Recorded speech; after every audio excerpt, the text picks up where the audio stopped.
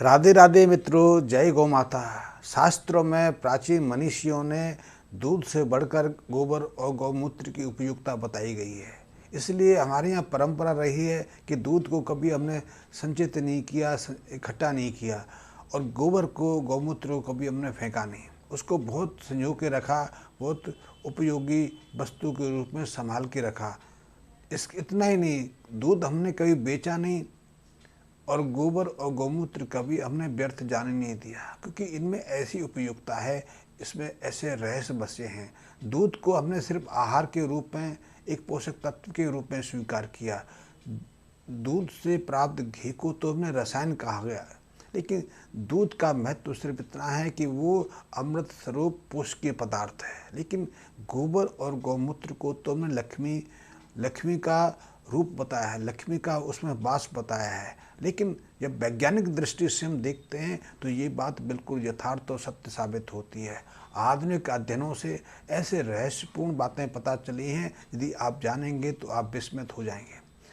अध्ययनों से पता चला है कि आहार के रूप में, अपने भोज्य पदार्थ के रूप में गाय माता जो सेवन करती है, क्योंकि गाय के भोज्य पदार्थों में, आहार में भी वही पोषक तत्व रहते हैं जो हमारे आहार में रहते हैं या फिर हम अपनी भूमि को देते हैं। इसमें सबसे प्रमुख तो नाइट्रोजन रहता है। नाइट्रोजन प्रोटीन का सूक्ष्मतम कण है। इसी नाइट्रोजन से अमीनो एसिड का निर्माण होता है और अमीनो एसिडों के मिलन से ही प्रोटीन का निर्माण होता है। प्रोटीन हमारे शरीर के लिए बहुत महत्वपूर्ण है। उसके बिना हमारी शारीरिक मांसपेशियों का विकास ही नहीं हो सकता। तो पहला तो तत्व नाइट्रोजन है, दूसरा फास्फोरस है। फास्फोरस हड्डियों के लिए, मांसपेशियों के लिए, हमारे स्नायु तंत्रों के लिए, बहुत सारी चीज़ों के लिए बहुत आवश्यक है। और हमारे शरीर के अंदर 33% के आसपास तो यही फास्फोरस रहता है। हमारे शरीर का जो जो खनिज तत्व है उसका एक महत्वपूर्ण हिस्सा नाइट्रोजन से आता है, कैल्शियम से आता है। और तीसरा महत्वपूर्ण तत्व है पोटासियम। पोटासियम बहुत महत्वपूर्ण है, जो हमें चाहिए वही हमारी गाय को चाहिए। लेकिन आपको जानकर आश्चर्य होगा कि हरे चारे के रूप में, भूसे के रूप में जो हम नाइट्रोजन, फास्फोरस और पोटासियम अपनी गाय को खिलाते हैं, उसका अधिकांश हिस्सा दूध में नहीं जाता। दूध में तो उसका बहुत कम हिस्सा जाता है, अधिकांश हिस्सा तो गोबर के रूप में, गौमूत्र के रूप में बाहर आ जाता है। क्योंकि अब ऐसे रासायनिक विश्लेषण हुए हैं कि जितना नाइट्रोजन वो सेवन करती है, उसका 75% हिस्सा तो गोबर के रूप में बाहर आ जाता है। उसमें से करीब करीब 50% फास्फोरिक एसिड के रूप में गोबर के साथ बाहर आ जाता है। और यही स्थिति पोटास की रहती है। पोटास भी 33% गोबर के रूप में बाहर आ जाता है। यदि हम गौमूत्र की बात करें तो गौमूत्र में भी इनका बहुत अधिक अंश रहता है। आधा नाइट्रोजन गौमूत्र के रूप में बाहर आ जाता है।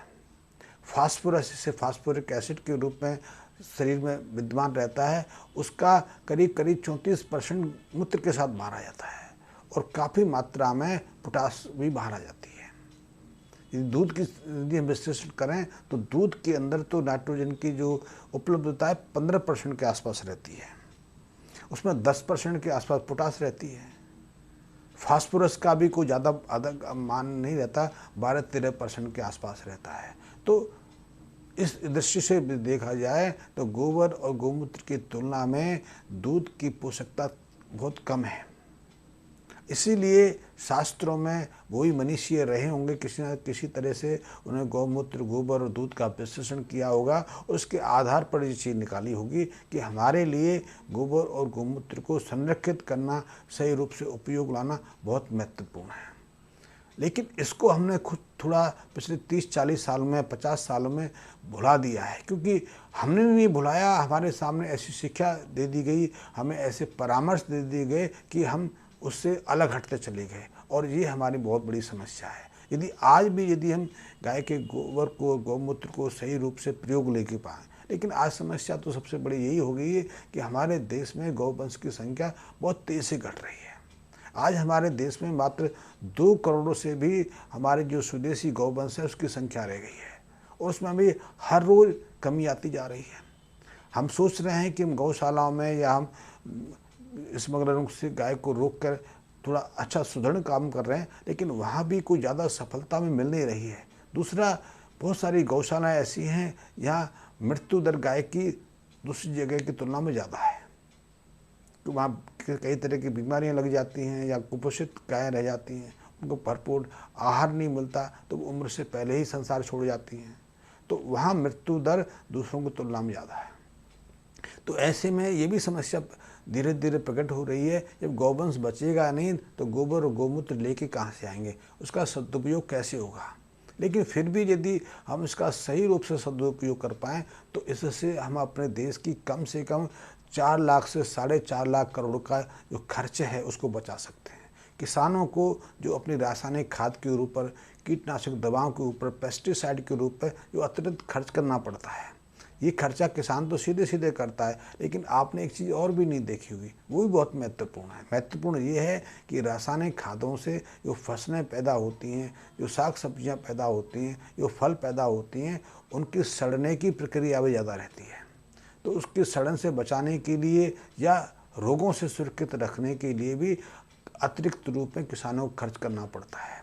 ऐसे आंकड़े उपलब्ध हैं, ऐसे डिटेल्स हमारे पास हैं कि जितना फलें और जितना फसल हमें प्राप्त होती है उसका करीब करीब 33% हिस्सा भंडारण में, ट्रांसपोर्टेशन में या किसी न किसी तरफ से खराब हो जाता है, वो ज़रूरतमंद के पास पहुंच नहीं पाता। यही स्थिति साग सब्जियों की भी है। साग सब्जी किसान के खेत से हमारे घरों की रसोई तक पहुंचते पहुंचते कम से कम 20-22 हाथों से गुजरती है, और इस पूरी प्रक्रिया में कम से कम 32 से 35% साग सब्जियाँ खराब हो जाती हैं, सड़ जाती हैं, या फिर भंडारण में सड़ जाती हैं, या फिर किसान के घर से वहाँ तक पहुँचते पहुँचते कुचल के दब के नष्ट हो जाती हैं। फलों की भी स्थिति है। तो इस सब को बचाने के लिए यदि हम प्राकृतिक फलों का सीधे सीधे प्रयोग करें, सब साग सब्जियाँ हम प्राकृतिक प्रक्रिया से तैयार करें, तो उनकी सड़ने की, गलने की, दबने की जो प्रक्रिया है बहुत काफ़ी हद तक नियंत्रित आ जाती है, वो नुकसान बच जाता है, उसको तो हम कभी ध्यान ही नहीं देते। तो ऐसे में यदि पूरा खर्चे को लगा दिया जाए तो ये पूरा खर्चा कम से कम 15 लाख करोड़ का रहता है। तो यदि हम विधिवत रूप से गाय के गोबर और मूत्र का उपयोग करना जान लें तो इस 15 लाख करोड़ का हम बचत कर सकते हैं। और इसीलिए ऐसा कहते हैं कि 1950 से पहले पहले भारत की जो जीडीपी थी, ग्रोथ रेट थी, उसमें 15 से 16% हिस्सा खेतीबाड़ी से आता था, किसानों से आता था।